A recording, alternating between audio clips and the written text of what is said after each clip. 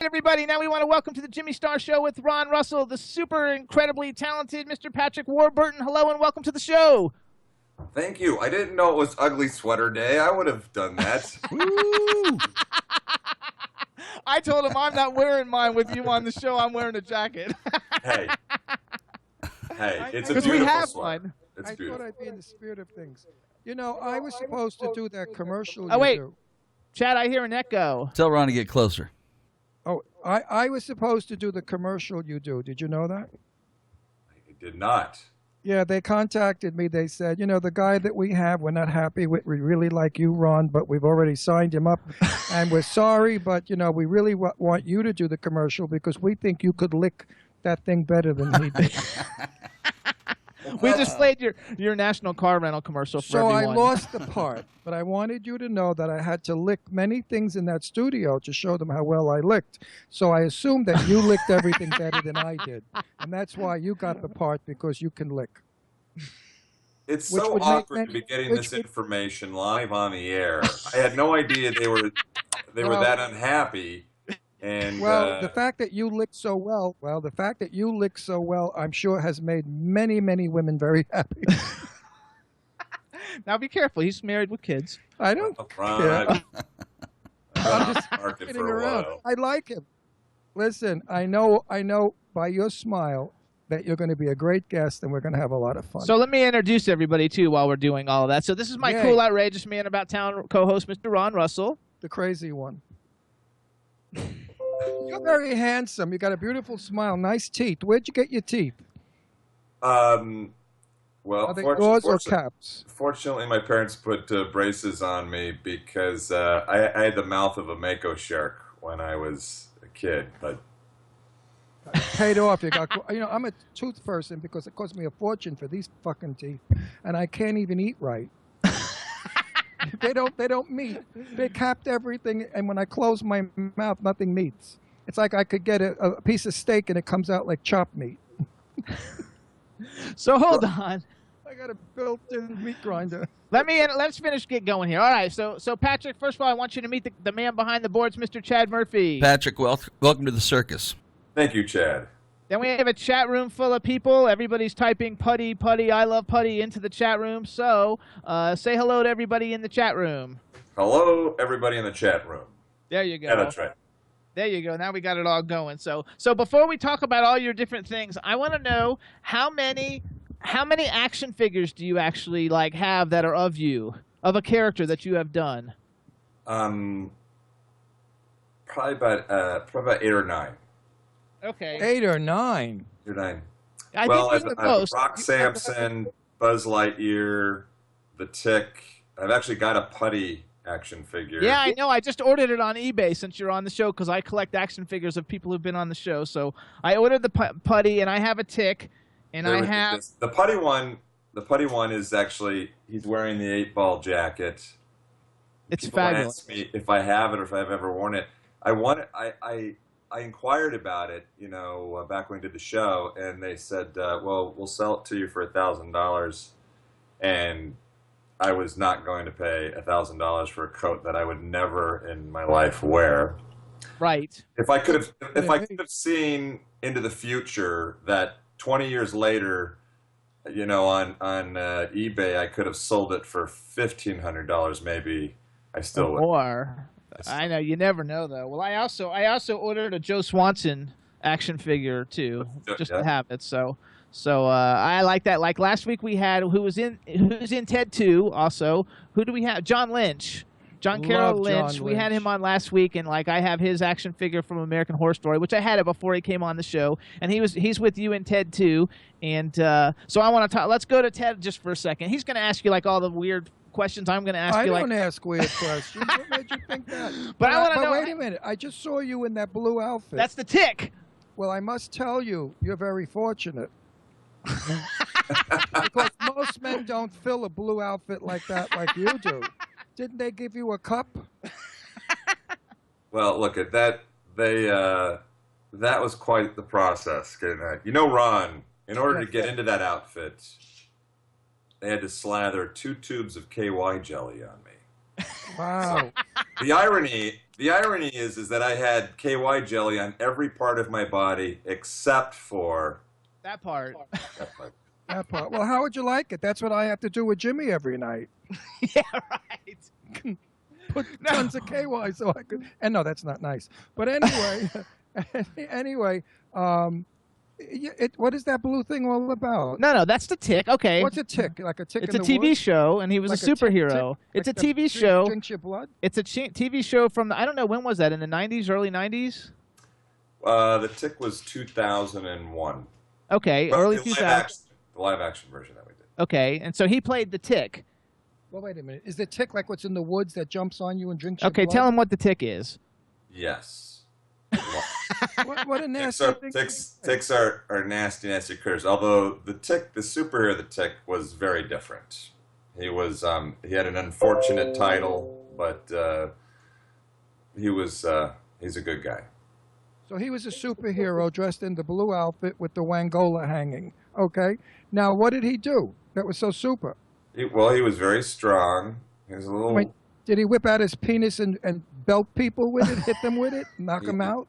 He did not do that, Ron. The show would still be running if he did. Oh, Lord. If that would help us save lives and preserve justice, then he would have done it. But Listen, I know a lot of people that, after seeing that blue outfit, they would definitely abide by the laws and stuff. So let's go. Let's go to the fact that the Tick is in Ted. First of all, how was Right. doing the Ted movies? Because I have to say, Love I'm a the huge Ted movie. Love 'em. For my birthday and for Christmas, he always Love gets me because I have every Ted that's ever been made because I Yeah. thought it's such a hilarious movie and it's a lot of fun. 'Cause And I like to catch. Ted curses like I do. I love the doll. I run it all the time. And so how was Ted and how was the Comic-Con scene in Ted 2? Because you are so hilarious in Ted 2, it's not even funny. Hilarious. Loved you. Absolutely loved you.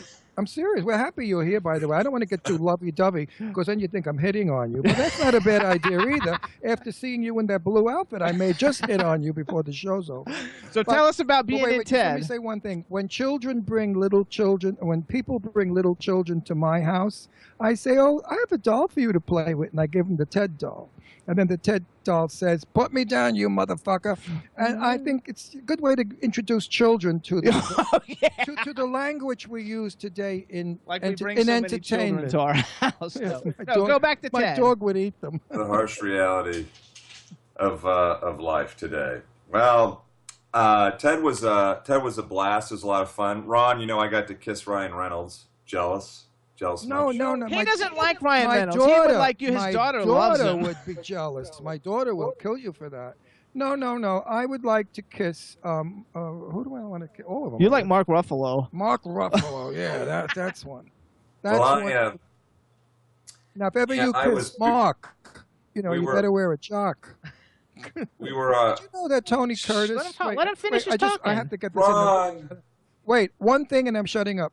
Tony Curtis told me when he made the movie Some Like It Hot, and he had to make out with Marilyn Monroe on the sofa, that the jock that he wore was so tight he couldn't breathe, but he still got an erection. And I thought, Tony, what's the big deal? It's friggin' Marilyn Monroe. If a guy doesn't get an erection, he's either gay or dead. That's going to make out with... And she kept doing the shot over and over again, where he's laying on the sofa and she's kissing him passionately. The camera comes in for a close-up. Tony Curtis said it was amazing. Okay. I'm not going to talk anymore. Okay, so go back. You look an awful lot like Tony Curtis, Ron. I'm sure Thank you. I've been told that all my life. And they were friends. Yeah, and we were good. I know many stars because I had a great television show where I interviewed the legends. And Tony was absolutely one of the greatest people, man, actor, human in the world. And when he died, I was devastated. Tony Curtis. Did you ever know him? No, but my buddy, my good buddy, who we were roommates before I got married. He went off and did a movie with Tony in Israel. The Mummy Lives or something. It was some mummy movie. At the end of a career movie. Yeah. But Tony was wonderful. He told it like it is. He's like me a lot. I swear we were related. We're both from New York. But he was a wonderful guy. But let's go back though. Go back to Ted. I want to go back to Ted. Go back to Ted 2. Ted and Ted 2. First of all, because that really took place during Comic-Con because they didn't set all that stuff up for you guys for that film, right? So everybody's like watching you film this whole thing. You're in the Tick costume, and anybody who knows anything about you knows that you were the Tick. So I thought that was like a really, cute.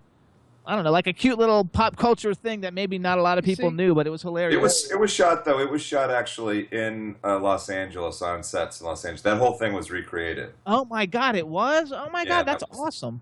Yeah. Well, what you think it was? I thought it was. They did it at Comic-Con. Possibly the crowd of people keeping them quiet. You can't shoot like that. and the way the guy flies and breaks all that shit and falls down, you can't do that. And because if they have to redo it, no, you can't. So you had a blast. Do you collect any action figures yourself, or do you have your own action figures? I just sort of have some of my own action figures, and I was never big on collecting action figures, but I like to get them every now and then, just for giving out to gifts and stuff, That's way cool. Wouldn't you like to have an action figure of an actor who you hate? And then you could use it as a voodoo doll and stick pins in it. He doesn't hate people. Ron, I feel like that's giving negative energy. And we're not doing that. We don't. We're not doing that, Ron. No. Don't forget, I'm in the Life is too short.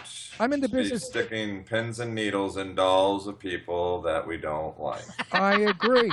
But do you know how many people are sticking needles in Trump now? There's no room. No, I don't want to do politics on the show. I'm just saying. So we have a lot of negativity out there, and I think we should all come together as a country and do what's right for each other. Stop the nonsense, folks. That's my little message. Okay, that's a message. But anyway, so hang on. We know John Berman. Barrowman. Do you know John? John Berryman. No. He's also an action figure.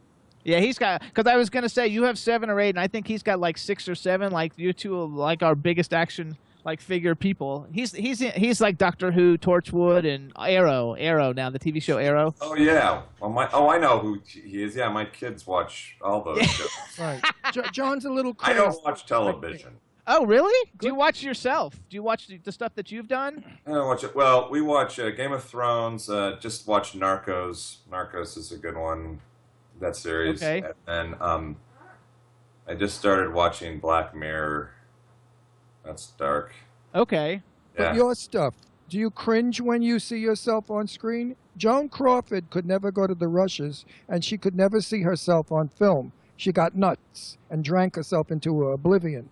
Do you get that way from being on screen? No. I feel like you can learn from watching, and it doesn't make me...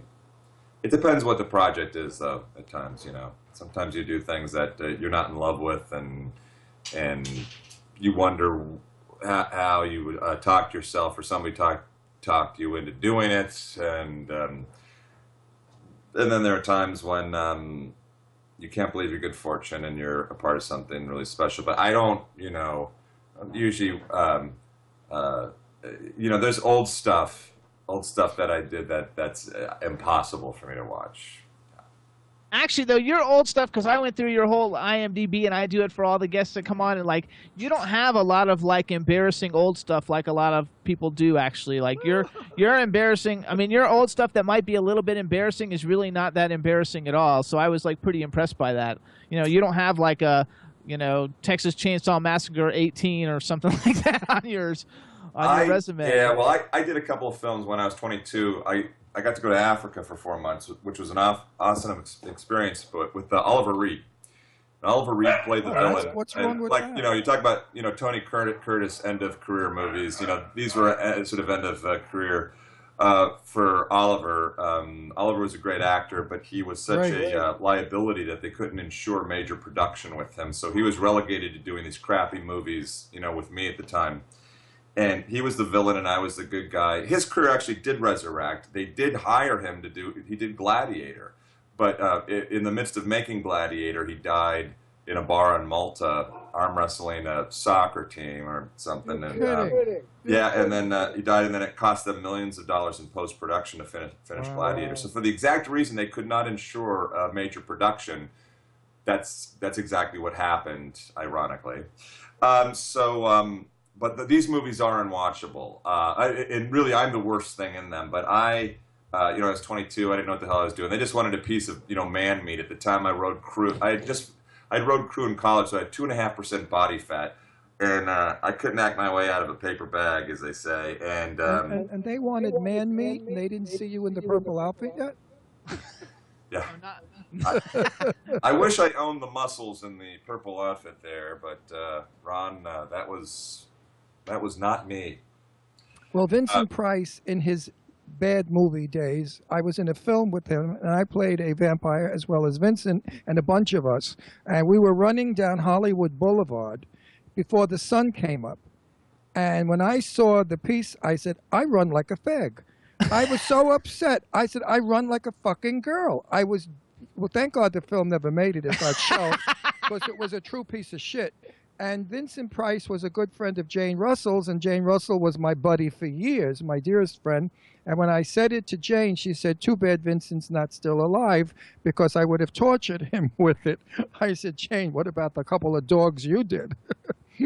She did some dogs where she played a drunken old slut, and she got kidnapped. They put her in a bungalow. I mean, Jane Russell, come on, what did they do to you?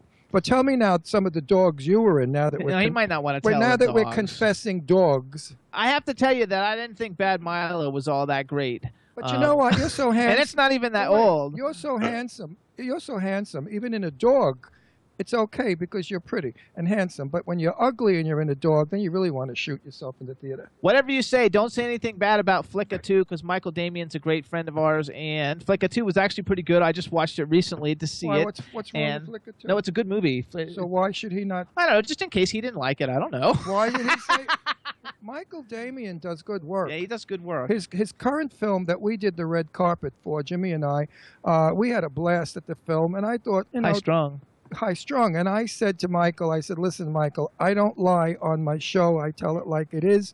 And if I don't like your movie, I'm going to go weak on it. I can't bullshit, because I won't do that to people. Say, oh, it's great, go. And then they say, your kids will love it. And I came out saying to Michael and Janine, his wife, on the air, this movie is clean, wonderful, beautiful. The music, the dancing, it's ingenious, it's creative, and it's a great film. So you should really go see it. High Strung, it's on Netflix. It's called High Strung. It's on Netflix. Make a date with your wife. Get and your kids. No, your kids will like it. Yeah, it's a beautiful movie. It's a music movie, like dance. Not Step enough Up of and Jane stuff like Seymour. Jane Seymour was just she was the cookie, but not enough of Jane Seymour. I would have liked more of her. Actually, because we knew you were coming on. Were you in a Damian film? No, he's the star of the Damian film. Which film? Flicka 2. That's why I'm talking about it. Why have I never seen that? Because you don't watch Netflix. You don't like Netflix. Well, I'm not going to watch Flicka 2. I didn't know he was in it. Absolutely. Did you like it? Did you like the role? It's one of the great westerns of all time. So was it? No, it was a good film. It goes Unforgiven, Flicka 2, The Magnificent Seven. Those are like my top. Oh, are you kidding me? You're up there with Magna. You're just teasing. I had a great experience, and it was great working with him, and I felt like for what it was, for what it was, that it actually was turned out really very nice. I got to work with a very talented Tammin Sursak. She's great. It was fun, and Clint. You've actually done a lot. You've done a lot. I mean, you do a lot of like Ted is a little kind of raunchy sometimes and stuff, and really fun. But you've done some really nice. Yeah, but you were great. Wait. You were really great. Wait, let me finish. Well, I know, but we fight all the time. Don't worry. I'm old. I forget things. Yes, we're married. I'm old and I forget things. No, but you've done a lot of nice family movies also that are really nice. Ted was the best. Family I loved stuff. Him Flicka 2 is a family movie, and the other day on Netflix I watched Hoovie, which is kind of like a religious family movie, but it was a good movie. It's something that has something for everybody in it. It's nothing. Nobody could ever find anything offensive about it, and it was a good story. And you showed dramatic acting chops, which I haven't seen as much dramatic stuff from you as I've seen, comedy. And it shows that that you're very versatile and that you can pretty much do it all. Besides being I don't know. You have to be one of the biggest voiceover actors ever, because when I look at your resume of all the voiceover stuff you do, it's like you have as much of that as you have starring TV and movie roles. That's what pays the bills, baby. Voiceover. He's very. Well, it can. It doesn't always, but it can if you get on a good show that runs. But what I liked about you and Ted were your facial expressions. You're very, very subtle, yet you make a great statement and you embellish what's going on in the movie at that moment. You're in the film, you're not with the film. There's a big difference. A lot of actors are with the film, but they're not in the film. Well, and then the first Ted, it's hilarious in the first Ted. I love Ted. The love first it. Ted, like when you like do the bar fight thing or whatever, like where you get beat up and you're like, oh, I texted somebody to come beat me up, and then I texted it up later, hilarious. and then Mark Wahlberg says you're kind of gay or whatever, and you're like, and then you say, no, I like women. I might be gay. Right. I mean, just the way you delivered that was perfect because it was not like you were ashamed or embarrassed. We gay people look at that shit. We don't like to be it was hilarious. Thought of as anything but fabulous, and you did it good for gay people. So let's go to Crowded. Okay, so you got a new show, a new hit show, Crowded. Wait, what? Crowded, your new show. That's already canceled. It's already canceled. So they're not canceled. They're not doing another season. No, we just did 13 of those. 13 and out. Oh my God! I didn't know it got canceled. That sucks. I thought it was hilarious. Why do you think it got canceled? It was a lot of fun. There were some issues with the show. It needed to be worked. It had great potential, and I loved the cast, but there were things that needed to be fixed, and which. Well, didn't the producers know that? Look at The Nanny. If you look at the first episodes of The Nanny, it never would have made 6 weeks, and it went on for 8 years. But it's different. You got to develop a show. You know that. Yeah, but it's it's a different it's a different process these days now. They don't you're lucky if you get a couple of nights on the air, and if it's not out of the park, then they can kill it after. Well, you just should have showed tits and cursed a lot, and you would have got a fucking Emmy, Tony, whatever it is.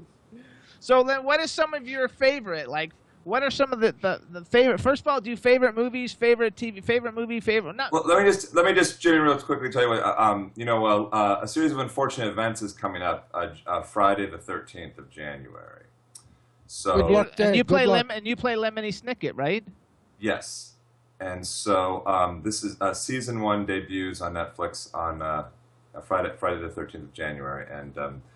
This was a very special opportunity. Barry Sonnenfeld directed and produced this. Bo Welch did all the set design. He does all of Tim Burton's set design, and Barry Sonnenfeld's.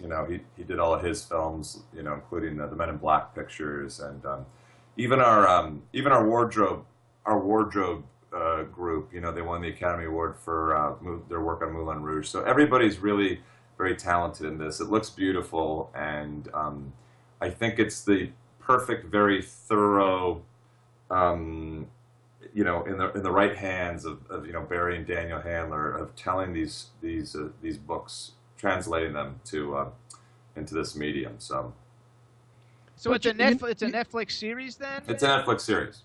That's but awesome. What's really interesting that nobody's talked about is he gets picked for everything that's on TV. It's not like he's the guy that's the trouble.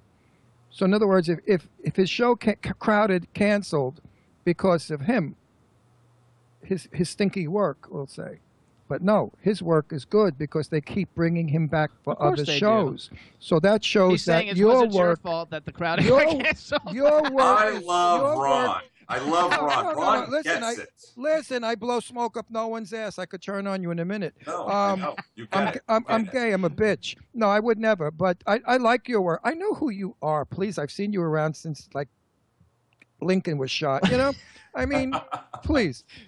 Your work is good, and the fact that they keep bringing you back indicates that you have the clout to make it work. So obviously the reason why some things don't work is because of the jerk-offs that are 19 years old that think they're directors, producers, and writers are in the business, and they torture everybody in it by being big shots to know-it-alls, which I found when I did film. I've done a lot of film. I've done a lot of television. Nobody knows who I am, but that's okay. The last film I did, I won't mention the name. I played a cop, and it was the most terrible. It was the most terrible experience in my life. My performance was really very good because I played a cop from Brooklyn. Easy. The only thing that was good about the film was that when we went to like a 7-Eleven, and he was in his cop uniform. He got everything for free. And I didn't know it. Jimmy and I ordered our meal, and I was holding my gun, I guess, as a cop would, because it was banging against my leg. And I look like a cop. I'm 6'1". I mean, if I want to act straight, I can act straight. I don't have to be such a big fruit. And I said, Jimmy, well, this is very cheap food in Pittsburgh. He said, look at the bill. He said, they never charged you. I thought, wow, they don't charge cops, huh? Let's get the crew now and go to an Italian restaurant.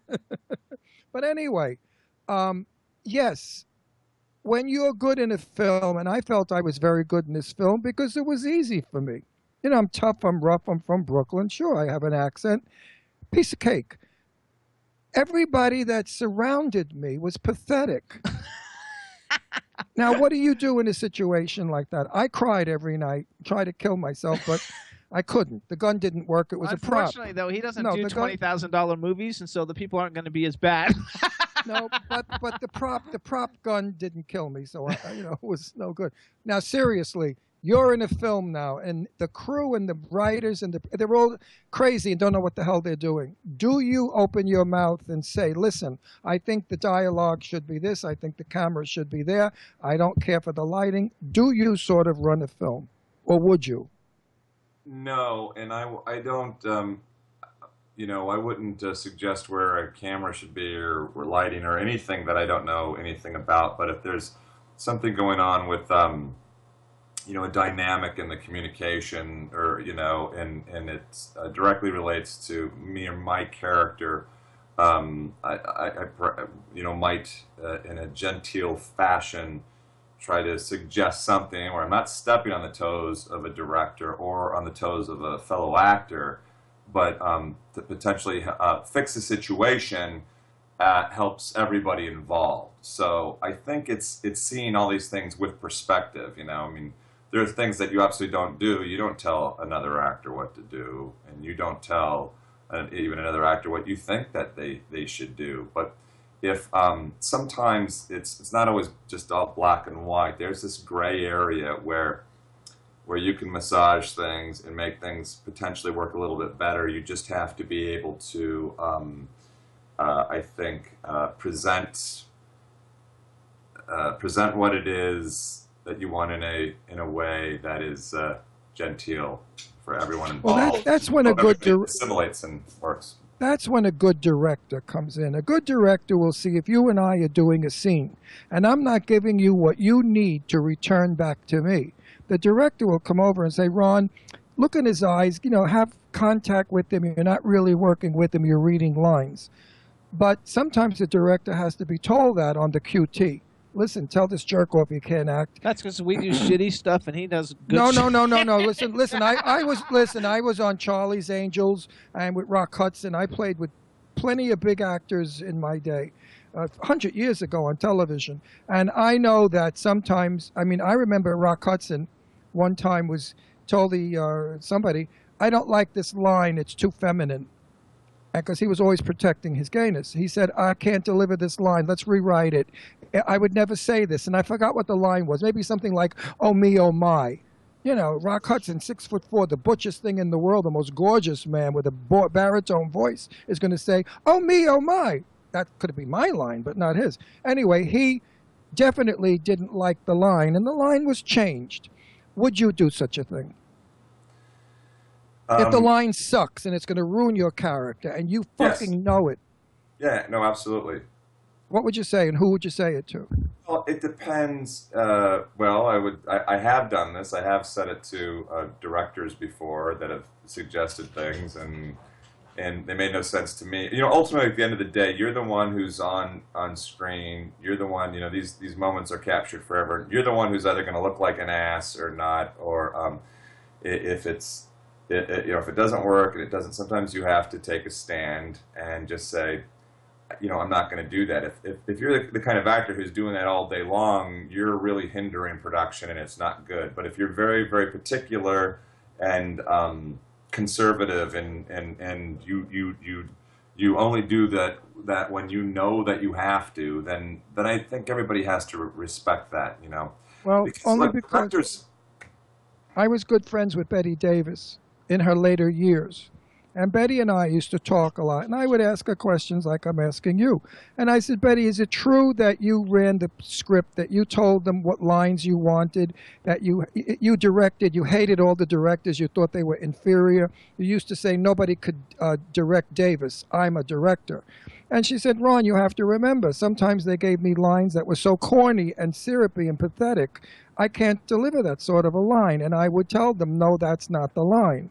And one of the lines that everybody listening may be interested in is the famous, why ask for the moon, we've the stars, which is at the end of Now Voyage, a very, very famous film of Bette Davis. And I said, well, what was the line originally? She said, it was really ridiculous. It was something so stupid it didn't make sense. So I did it in my fashion by abbreviating it and saying, why ask for the moon, we've the stars, instead of what it was. And from that, she got a bad reputation in the business.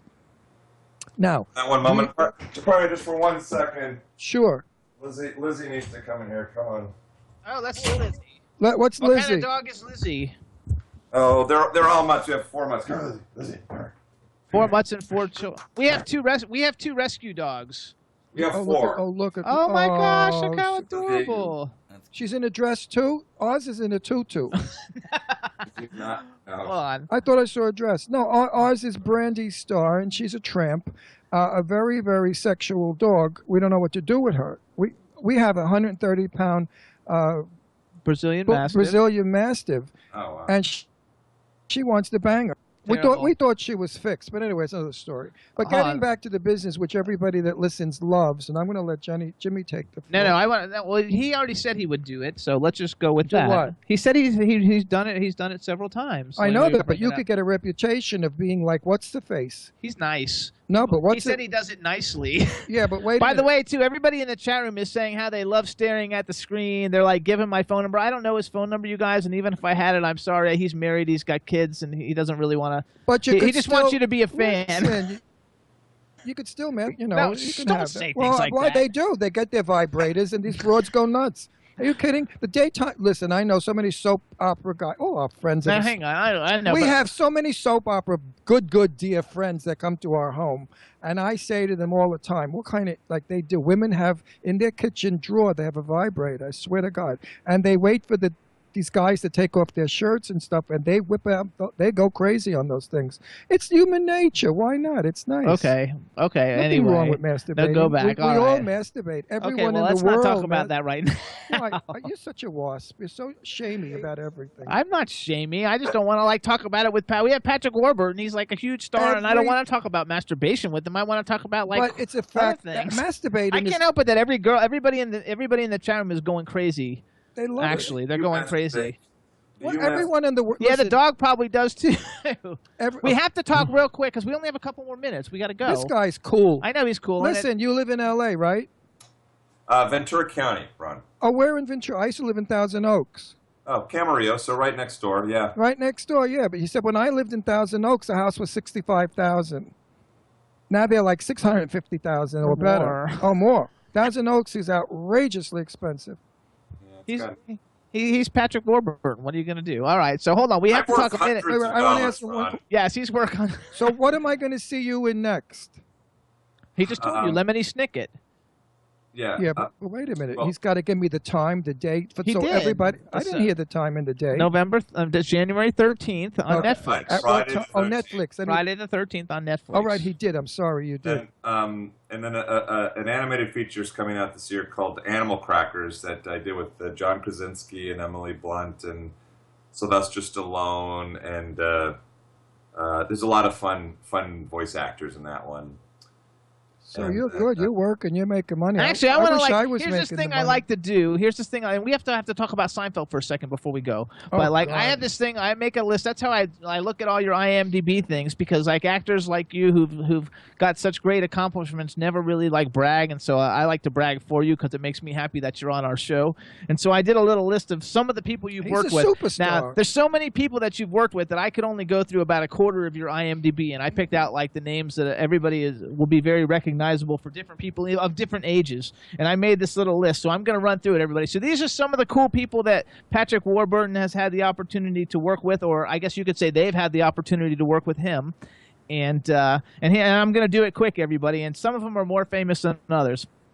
Chad Lowe, Amanda Plummer, Giovanni Ribisi, John Slattery, Emily Blunt, Skeet Ulrich, he's been on our show, Mark McGrath on our show, Amy Schumer, Dylan McDermott, Gary Busey on our show, Oliver Hudson, Elaine Hendricks on our show, Leah Thompson, Renee Zellweger, Chris Rock, Oprah Winfrey, Martin Lawrence, Gary Sinise, Rip Torn, John Goodman, Jerry Seinfeld, Matthew Broderick, Kathy Bates, Ashton Kutcher, John Favreau, Bill Connolly, Terrence Stamp, Ray Liotta, Matthew Broderick, Eric Roberts, Michael Damian, Heather Graham, Jason Lee, Steve Carell, Anne Hathaway, The Rock, which I guess he goes by Dwayne Johnson now. He doesn't go by The Rock. Ian McKellen, Danny DeVito, Seth Green, Morgan Freeman, Bill Murray, Sam Jones, just because I love Sam Jones, Seth MacFarlane, Amanda Seyfried, John Carroll Lynch, Seth Green, Sylvester Stallone, Jamie Presley, Chris Evans, Topher Grace, Selena Gomez, which that's a young one, a really cool young one, Elizabeth Shue. Just say all of Hollywood. So basically everybody, Bill Murray, who's now, great. Wait, are we done with that? Yeah. Mandy Plummer, the greatest actress in the world who has not been recognized, and it pisses me off. I know and love and adore Amanda. Now, let me tell you a quick story. I held her in my arms when she was 6 months old. I was doing wigs for Lenny Dietz, who did the Gary Moore show. And all the wigs that they used in Sinkable Molly Brown, her mom's, was there. I went there to set the wigs so Daisy could comb them out. And I met Amanda Plummer's mom, who was, with a raspy voice, the star of Sinking Brown. Anyway, there was a baby carriage. Amanda Plummer was in the baby carriage. She was so cute. So I picked her up and I was rocking her. 100 years later at the Ivy in L.A., there's Amanda having lunch, and I walked over to her. And I said, huh? Did she remember? Did she remember you? No, she didn't. Oh, how could she remember me? She was like 8 weeks old. God, I'm so stupid. But I said to her, I held her hand and I told her the story. She said, that's so sweet. I said, I love you. I love your work. Where the fuck are you? You never work. Why are you not working? She is a brilliant, don't you agree with me, actress. Yes. Yeah. I love and adore her work. She was in Hunger Games. Everything I've seen her in, she does the bizarre stuff, you know. She does the off-the-wall hold shit. on. It's okay, hold on, because we've only really got a couple Wait. minutes. Did you get to know her? No. Oh, what a shame. She's a delightful girl. She's so sweet. So, hold on. So, okay, so let's She's, go. by the way, Christopher Plummer's daughter. Let's go. Hold on. Okay, so I read off this list. Who's on your bucket list, since you've worked with almost everybody? Who's on your bucket list for, like, okay, I really like to get a chance to work with this male actor and this female actor? Who are the two that are still on your bucket list that you haven't had the opportunity to work with? Daniel Day-Lewis and Angelina Jolie.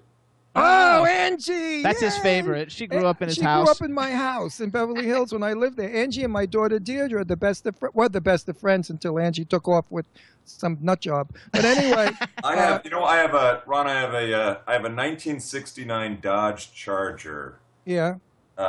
Named Angelina, which. Which I got to tell you, it made things uncomfortable for both my wife and for Brad. No. So it's already, I think it's already broken up Brad and Angelina because. No, wait. I've said this before. I'm telling you again. Angie went to my daughter's 5th birthday celebration. She came to our home with Marshalena, her mom. And I said to Angie, do you want to be an actress when you grow up like your daddy? And she looked at me. She said, oh, I think so. Meanwhile, she and Deirdre went to school. They were always in trouble. John and I had to go up to the El Rodeo school because Angie and Deirdre would do stupid things. Now, we moved back to New York. We don't see Angie for a while. We moved back to L.A. We're living in Durant in Beverly Hills. And in walks this piece of ass that I almost dropped dead from. Gorgeous girl with the jugs of death, the lips of death, the face of death, and she's 15 years old. My daughter looked like an ironing board. She had no body, nothing. She was a young girl. I looked at her. I said, oh, my God, Angie Voigt, what the hell happened to you? And she said, what do you mean? Something's wrong? I said, look at you. You're built like a woman, and you're only 15. She said, yeah, I know. So I said, the boys are after you all the time? She said, what do you think? So she's a sweetheart. She's a little nutty. You know, her brother is a little crazy, too. They're hippies. The mom was a hippie. You went in her house, you pushed beads aside to get in the living room, and you could smell incense from when I was a hippie. But the family was a little weird. John Voight drove a broken-down Volkswagen with a dented fender that was 100 years old. John's a cool guy. You had a perfect choice to want to work with Angie Voight. She's a brilliant actress. And a perfect name for your car. And she's exquisitely... Wait, do you still have the car? Yeah.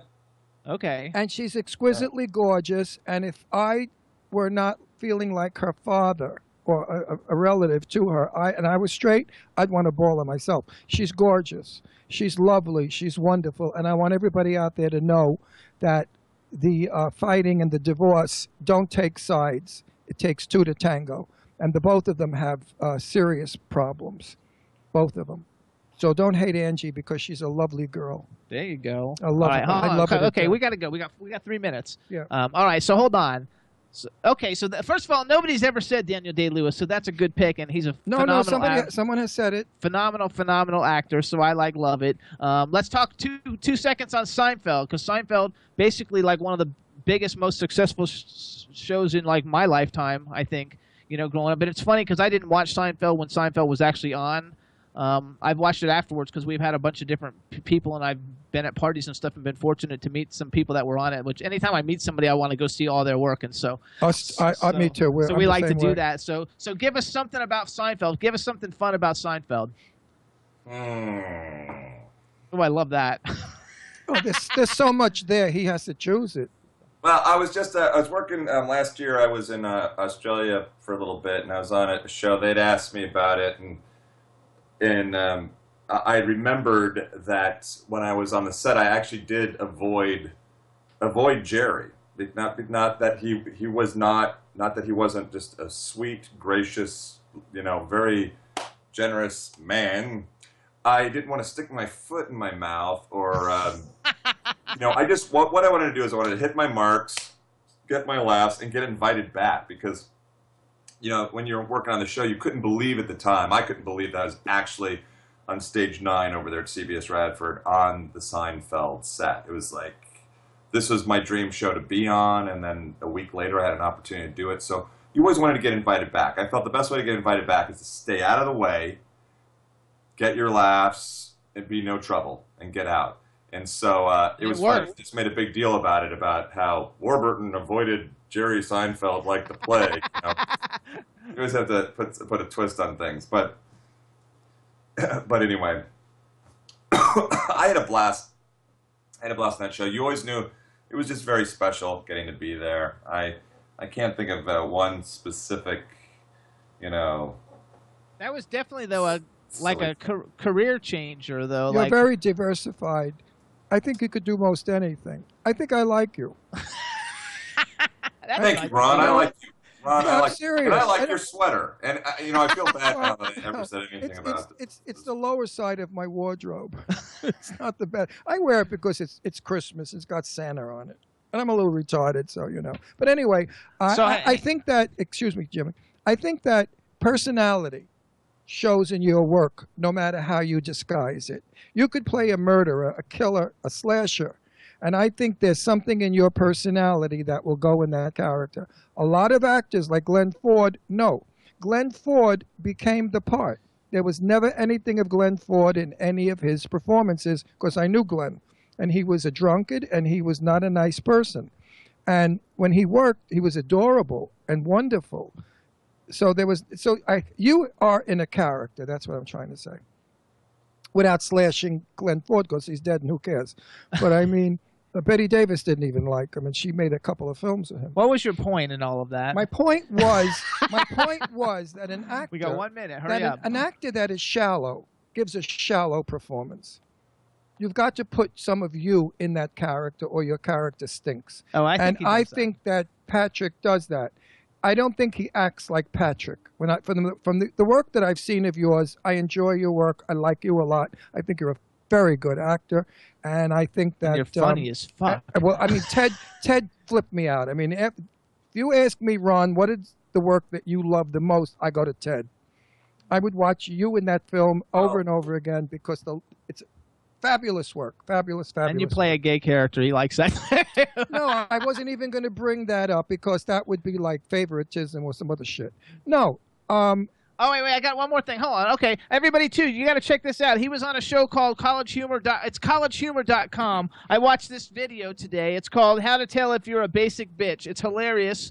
See, that I would like. And it's very, very funny. You guys just Google Patrick Warburton on YouTube, and you can see like all these like clips that people have put together. They put together your voiceover reels, and I mean, you have such diehard fans, and I have to say they're fabulous because they were very supportive, retweeting like every time you were coming on. We'd get thousands of retweets from your fans, and it was really, really cool. So everybody needs to check it out. How to Tell If You're a Basic Bitch. It's from collegehumor.com, and there's several of them that you did. One of them was like somebody I forgot. There was one political one. I forgot what it was, but it was fun. That was one I did with Ken Davitlon from Borat. Yeah.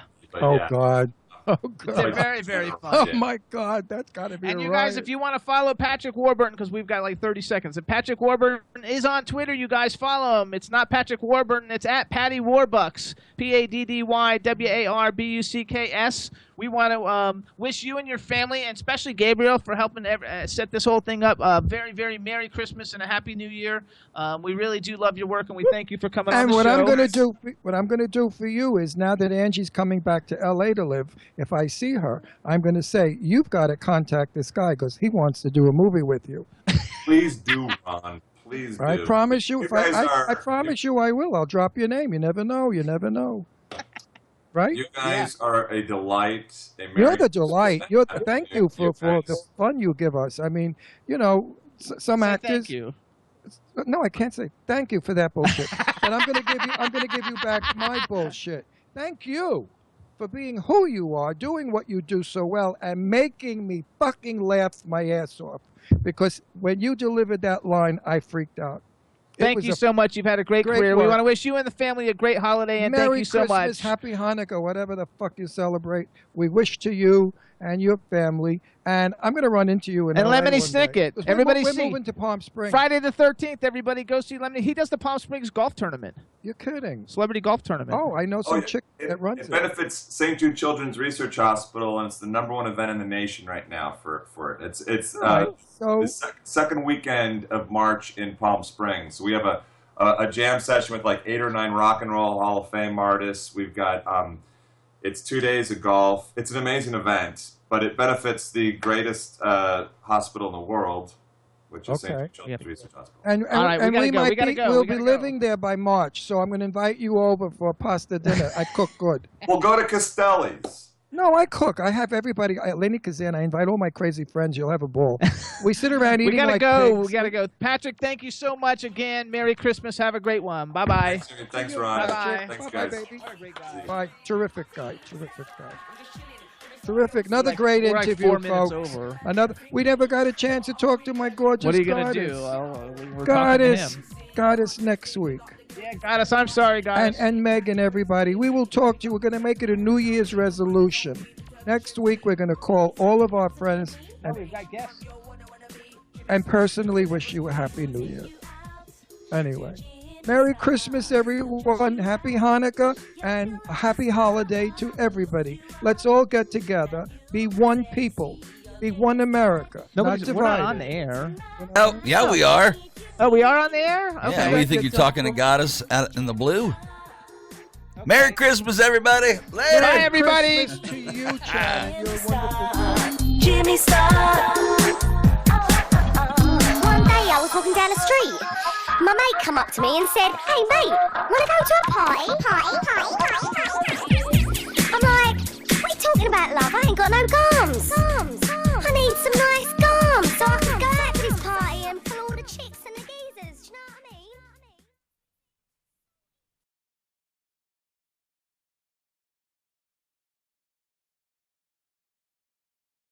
Looks like an egg. There we go. Wait.